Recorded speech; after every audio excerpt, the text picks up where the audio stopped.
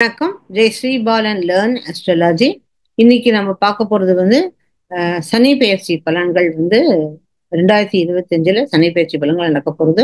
அது கடகத்துடைய பலன்கள், கடக ராசி, கடக லக்னம், இல்லைன்னா உங்களோட தசை ஏதாவது நடந்து அது போய் கடகத்துல அந்த பிளானட் உட்காந்துட்டு இருந்ததுன்னா அது இது வந்து இந்த பலன்கள் வந்து அவளுக்கும் பொருந்தும்.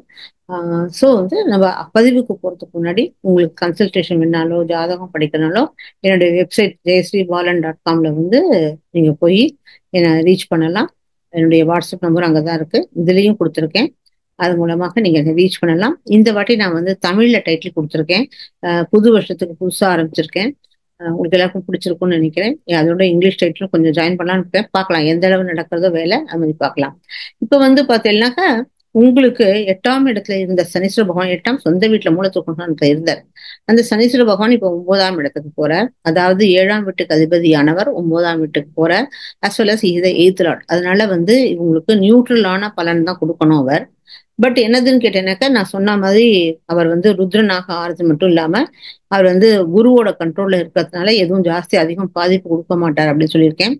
இருந்தாலும் நீங்கள் எத்தனைக்கு எத்தனை சனி பிரதோஷத்துக்கோ இல்ல நீங்க வந்து ருத்ரன் சமக்கு எத்தனைக்கு எத்தனை கேட்கிறீங்களோ அதுல உங்களுக்கு நல்ல பலன்களை கொடுக்கும். ஏழைகளுக்கு, மிகவும் ஏழையானவர் வயதானவர்களுக்கு எத்தனைக்கு எத்தனை சாதங்கள் விநியோகம் பண்ணி அதுக்கப்புறம் வந்து நீங்க வந்து நல்ல வாழ்களுக்கு செருப்போ அது மாதிரிலாம் பண்ணி கொடுக்கும்போது ஏழைகளை கவனிச்சுக்கும் போது உங்களுக்கு இந்த அவ்வளவு தூரம் ஜாஸ்தி இருக்காது. ஏன்னா பூர்வ புண்ணிய ஸ்தானத்துல வந்து சனீஸ்வர பகவான் உட்காந்துக்கிறார். சனீஸ்வர பகவான் ரொம்ப ஸ்லோ பிளானட் இல்லையா? சோ அதனால அவர் வந்து எதையும் சட்டு நீங்க நினைச்ச காரியத்தை உங்களால எதுவும் வர அந்த நீங்க பண்ண போற ஜென்மத்துல இருந்த புண்ணியங்கள் எல்லாம் உங்களுக்கு ஓப்பன் ஆகி வரணும். அது கொஞ்சம் ஸ்லோவா அந்த இடத்துல பிளாக் பண்ற மாதிரி ஆயிடுறது.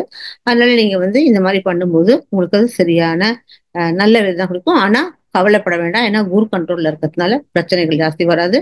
பகவானை வணங்கிட்டு இருந்தா ஒன்றும் ஆகாது. ஸோ இப்போ வந்து உங்களுடைய 9ஆம் அந்த இதுன்னு சொல்லியாச்சு. உங்களுடைய 2ஆம் இடத்துல வந்து கேது வரப்போற. அதனால நீங்க சாதாரணமாக பேச்சை ரொம்ப குறைச்சிப்பேன். அது ஒரு ரொம்ப நல்ல விஷயம். ஆனா வந்து ஆண்களாக இருந்தா வலது கண்ணில், பெண்களாக இருந்தா இடது கண்ணில் பிரச்சனைகள் வரலாம். இல்ல பல்லு, கேது வந்து ஆல்சோ பல்லு, அதனால ஜாஸ்தி உங்களுக்கு பல்லு வலிக்கலாம். அப்புறம் கண்ணு படம் ரொம்ப 12ஆம் இடத்துல கேது இருந்தாலும் சரி, இதுல இருந்தாலும் சரி, 2ஆம் இடத்துல கேது இருந்தாலும் சரி, கண்ணு ரொம்ப படம் வீட்டுல. அதனால எதுவும் பார்த்து செய்யுங்க. எந்த விஷயத்தையும் ஜாஸ்தி எல்லாத்தையும் டிஸ்க்ளோஸ் பண்ணிடாதீங்க. பார்த்து கவனமா இருந்துக்கோங்க. நீங்களாவே பேச குறைச்சுருவீள். ஏன்னா கேத்து வந்து என்னைக்கும் ஜாஸ்தி பேச விட மாட்டேன். அதனால பேச குறைச்சுருவீள்.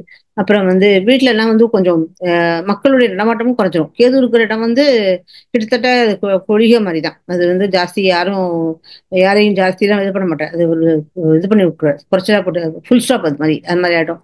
அதனால ஜாஸ்தி வீட்டுக்குள்ள ஜாஸ்தி விருந்தாளி எல்லாம் வரமாட்டா. அது மாதிரி 2வது அதுக்கு 8ஆம் இடத்துல போய் சனீஸ்வர பகவான் உட்காந்துட்டு இருக்கு. ஸோ வாக்குஸ்தானத்துக்கு 8ஆம் இடத்துல சனீஸ்வர பகவான் உட்காந்துட்டு இருக்கு. அதனால பேசாம இருக்கிறது ரொம்பவே நல்லது. உங்களுடைய 3ஆம் இடத்தை வந்து, அதாவது உங்க நெய்பர், உங்களுடைய யங்கர் சிப்ளிங்ஸ், அந்த மாதிரி சொல்லக்கூடிய வீரிய விஜயஸ்தானத்தை சனீஸ்வர பகவான் பார்க்கறதுனால கொஞ்சம் நீங்க வந்து எந்த காரியத்தை பண்றதுக்கும் ரொம்ப 10,000 தடவை யோசனை பண்ணி செய்யறது ரொம்ப நல்லது. பட் கவலைப்பட வேண்டாம். என்னதான் இருந்தாலும் 12ஆம் இடத்துல இருக்கிற குருவோட பார்வை ஜெமினி அஸ்ட்ராலஜி பகவான் படுறது. அதனால நீங்க வந்து அதுக்காக கவலைப்பட வேண்டாம். பட் ஈவன் தோ எடுக்கிற காரியத்தை யோசனை பண்ணி செய்யுங்கோ. எக்ஸாம் எழுதும் போதும் கிடுகிடுன்னு அவசரப்பட்டு பயந்துட்டு எதுவும் எழுதாதீங்க. பார்த்து கவனிச்சு எல்லாத்தையும் பகவானை தியானிச்சுண்டு எழுதும்போது நல்லபடியாயிடும். 4ஆம் இடத்துல அழகா குருவோட பார்வைப்படுறது. அதனால கண்டிப்பா உங்களுக்கு வந்து வீடு வாங்குறதுக்கு சான்ஸ் வருது. ஏன்னா குருவோட ராகுவோட பார்வையும் படுறது. அதனால நல்ல நல்ல வசதியா நல்ல இன்டீரியேஷன் பண்ற மாதிரி ஒரு நல்ல கண்ணு படுற மாதிரி ஒரு நல்ல வீடு வாங்குறதுக்கு சான்சஸ் இருக்கு. 5ஆம் இடத்துல எந்த இடமும் உங்களுடைய ரொமான்ஸ், உங்களுடைய இது அந்த 5ஆம் வீட்டுக்கு அதிபதி தான் உங்களுக்கு 2ஆம் இடத்துக்கு வந்திருக்காரு இல்லையா? ஸோ மந்திர சித்தி ஜாஸ்தி மந்திரங்கள்ல ஈடுபடுவீள். ஸ்லோகங்கள்லாம் பண்ணுவீங்க, ஸ்லோகம்லாம் வாசிப்பேன். ஸோ அது மாதிரி வந்து உங்க 5ஆம் இடத்துல வந்து எந்த பாவங்கள் படல. ஆக்சுவலா குருவோட சுபகத்து யோகம் தான் படுறது. ஸோ அதனால வந்து உங்களுக்கு 5ஆம் இடம் பாதிக்கப்படல. 6ஆம் இடம் அப்படின்னு சொல்லக்கூடியதுல அந்த அதிபதியே குருவே வந்து பாக்குறார். அதனால வந்து உங்களுக்கு கடன் தொல்லை இருந்தா கடன் தொல்லையெல்லாம் போயிடும். ருணரோக சத்துஸ்தானம் ரொம்ப சேஃப்கார்டா இருக்கு, பிரச்சனை இல்லை. ஓகேயா?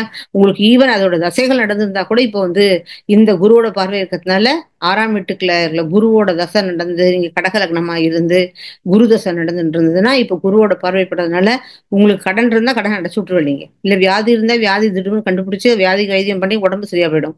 சோ அதனால சத்துருக்களும் உங்களை பார்த்து ஓடி போயிடுவோம். ஓகே, அதனால பொறுமையிட்டே உட்காந்து போய் ஏன்னா கேது போய் 2ஆம் இடத்துல இருக்கு. அதனால 7ஆம் வீட்டுல வந்து ஒண்ணும் இல்ல, 7ஆம் வீட்டுக்கு அதிபதி தான் உங்களுக்கு 9ஆம் இடத்துக்கு போயிட்டார். இப்ப 8ஆம் இடத்துல ராகு இருக்கு. அதனால 8ஆம் இடத்துல ராகு இருந்தா என்ன ஆகும்னா ராகு திடும்னு நம்மளை கொண்டு போய் வசதி விட்டுரும். ஆனா at the same time Rahu தான் நம்மளை கீழையும் தள்ளும். அதனால எந்த காரியம் எடுக்கிறதுக்கு முன்னாடி பயங்கரமா யாரு ரொம்ப ஃப்ரெண்டு மாதிரி நம்ம கிட்ட உள்ள வராளோ அவ கிட்ட நீங்க தியானிச்சுண்டு அவள்கிட்ட ஜாஸ்தி உள்ளுக்குள்ள போக வேண்டாம். கொஞ்சம் கேர்ஃபுல்லா இருக்க வேண்டிய விஷயம். ஃப்ரெண்ட்ஷிப்பா இருந்தாலும் சரி, யார் இருந்தாலும் சரி, புதுசா ஏதாவது ஒரு இன்ட்ராக்ஷன் யாரோட வந்தாலும் அவளோட நீங்க எந்த அளவு கேர்ஃபுல்லா வச்சுருக்கீங்களோ ரிலேஷன்ஷிப் அவ்வளவு தூரம் நல்லது. நமக்கு திடும்னு புகழ் வந்தா அந்த புகழ் எங்கேயோ ஏதோ ஒரு இடத்துல பாதிப்பு கொடுத்துரும். அதனால அந்த புகழுக்காக மண்டகரவும் வேண்டாம். நமக்கு நம்ம கேர்ஃபுல்லா இருக்கிறது நல்ல விஷயம். அதனால உங்களுக்கு வந்து இது 8ஆம் இடத்தை சொல்லிட்டேன். 8ஆம் இடத்துல ராகு, 9ஆம் இடத்த இதை பத்தி சொல்லிட்டேன். 10, 11 எதுவுமே இந்த இடத்துல பிளானட்ஸ் எதுவும் இந்த இடத்துல இல்ல. 12ஆம் இடத்தை விபரீத ராஜயோகம் கொண்டு வருது. அதாவது 12ஆம் இடத்துல குரு இருந்துன்னா சுப விரயம் தான். வீடு வாங்கினாலும் சரி, குழந்தைகளுக்கு கல்யாணம் பண்ணாலும் சரி, அதெல்லாம் சுப விரயம். ஒரு நல்ல காரியத்துக்காக கண்டிப்பா 4ஆம் வீட்டை பார்க்கறதுனால உங்களுக்கு வீடு வாங்குறதுனால அதனால உங்களுக்கு லாஸ், அதனாலதான் பைசா இதுவாகும். சோ அதனால வந்து உங்களுக்கு நல்லபடியா லோனும் கிடைக்கும். ஏன்னா குருவோட பார்வை இருக்கு இல்லையா, நல்ல பெரிய பெரிய அமௌண்டான லோனும் கிடைக்கும். சோ அதனால வந்து இப்ப இந்த இடத்துல வந்து சுப விரயம் தான் உங்களுக்கு இருக்கே தவிர எதுவும் இப்ப 9th லார்ட் வந்து 12th வந்திருக்காரு, பாக்யாதிபதி 12th வந்திருக்காரு. அதனால நிறைய ஸ்பிரிச்சுவல் இதுக்காக வந்து இங்க சேத்திரடான்லாம் நிறைய போவீங்க. ஓகே, மற்றபடி எல்லாம்